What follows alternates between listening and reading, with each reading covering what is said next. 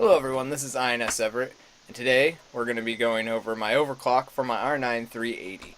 I've spent hours upon hours upon hours doing all sorts of overclocking, testing, retesting, then re-overclocking, applying settings, reapplying settings, and undoing all sorts of stuff. The process is long and tedious, but here are the results, and let's get to them.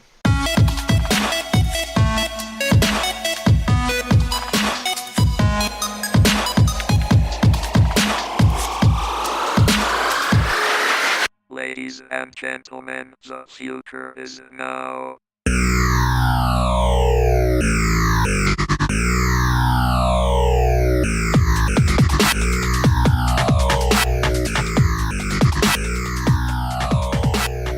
Let's get started. So I have an R9 380 Sapphire Nitro, 1010 overclock from the factory with the 1450 megahertz for the RAM.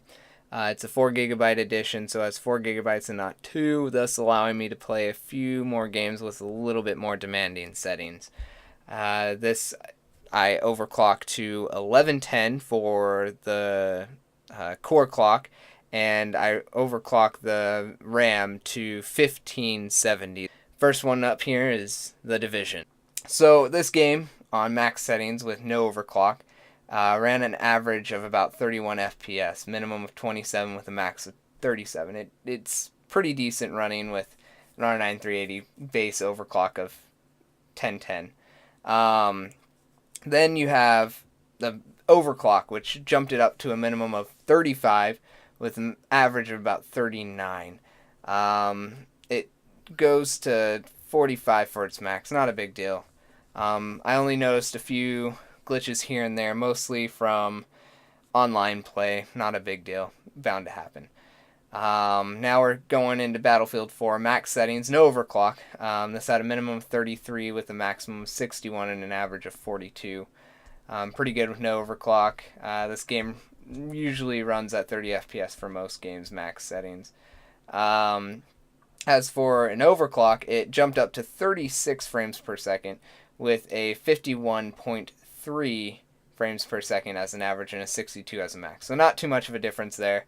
The average jumped up pretty high, and it made the game stay beautiful looking. I don't know what it was, but the game looked completely different from high to max. In Fallout 4 in 1920 by 1080 max settings, no overclock. I am also running a foliage mod. Its average was about 36 with a low of 24 and a high of 59 frames per second. This game very taxing on your system. Fallout 4 max settings overclocked. It ran about 40 frames with a max of 62 and a minimum of 23. Not too much different, but it was very, very, very, very, very taxing on your RAM and GPU core when you're running some mods like the foliage mods and 2K textures. Kind of helped with that.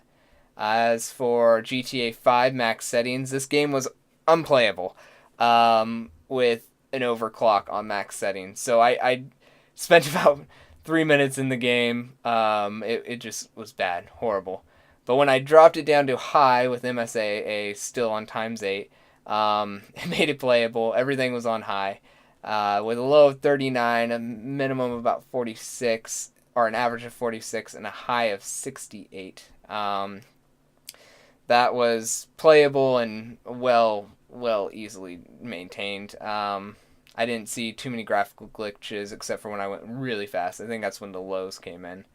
As for Shadows of Mordor, not a very demanding game on your system. So no overclock, I had 31 for a minimum. Not a big deal. 38 was my average. It rested about 40 most of the time.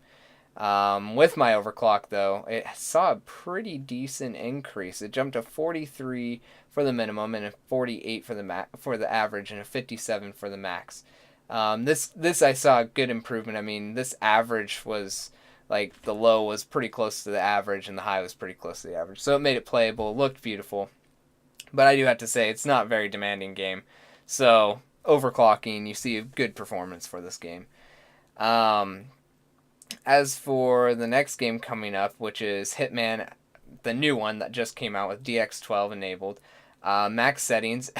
I tried this with no overclock and with an overclock, and there wasn't much of a difference. I think because DX12 is so just well built for these graphics cards that it just didn't make a huge difference. So, as for The Witcher 3, this game was very demanding on my graphics card. It was a minimum of 31 with a average of 34 and a max of 37. This kind of was an average, which kind of led it to be, decent game to play in these settings.